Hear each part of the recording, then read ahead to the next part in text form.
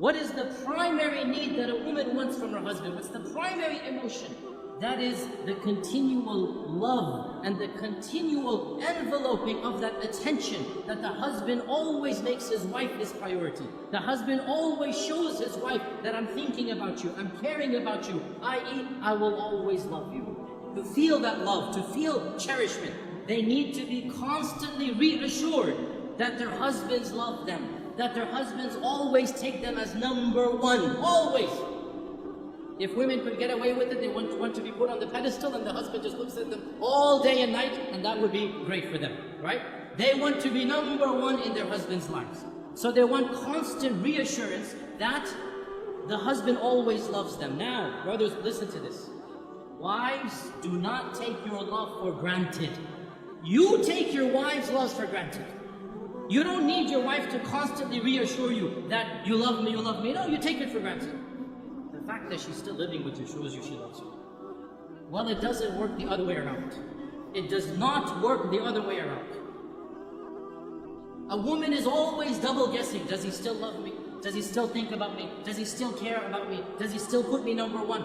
And therefore, a woman has to have constant reassurance. And not only this, but another issue that men need to be sensitive to and understand. Women are very conscious of their looks, and they're comparing their looks with other women all the time. We guys don't do that. We don't care about other looks of men, and we don't compare ourselves. But women are always thinking, am I still beautiful enough for him? Does he still think me attractive? Maybe I've gained a few pounds, maybe after the third kid, this and that. She's always double guessing her looks, her figure. And so the husband always has to make her feel the most beautiful, the most cherished, the most loved, the most admired. Though she always wants these reassurances. How does he do this? I'll just point out a number of them. Number one, words, words, words. Never underestimate the power of speech. Simply saying, I love you. I know it's awkward for men after the courting phrase. I know it's awkward, right? But believe me, it never goes out of fashion. For women, it never goes out of fashion. They always love to hear this phrase. And in fact, there are da'if hadith of our Prophet, it's a bit da'if hadith, but it's still mentioned in our books that our Prophet and Aisha were joking once, and Aisha said to the Prophet, كَيْفَ حُبُّكَ لِي? How much do you love me? How is your love for me? And our Prophet said, and he gave a beautiful, metaphorical, poetic expression. He said, my love for you is like the tight knot that cannot be unbound. My love for you is like the tight knot that cannot be unbound. So then, in the future, sometimes if they would have a bit of an issue, a bit of an argument, one of the two would remark, how is the knot right now? How is the knot right now? And Aisha would say this when the Prophet sometimes got irritated. How is the knot? So he would smile, he would say, as strong as it ever was. Right? And this hadith is in Daraqutni. Now the point being that the words, I love you, are something very important, but not just I love you. Praising her and what she does. Husbands, never take your wife's actions for granted. Suppose she is cooking and cleaning most of the time. Never take it for granted. Always, once in a while, come and compliment her. MashaAllah, that was great. You know, I really appreciate what you're doing for me. Those words, they go a long way. Your wife realizes, you know what, he's not taking me for granted. Very important. Praise her looks when she dresses up, when she does something extra special for you. Never take it for granted. Husbands, you all know the big danger of forgetting anniversaries, right? You all know how dangerous that is. Why do women want you to know their anniversaries? Because it makes them feel you still love them.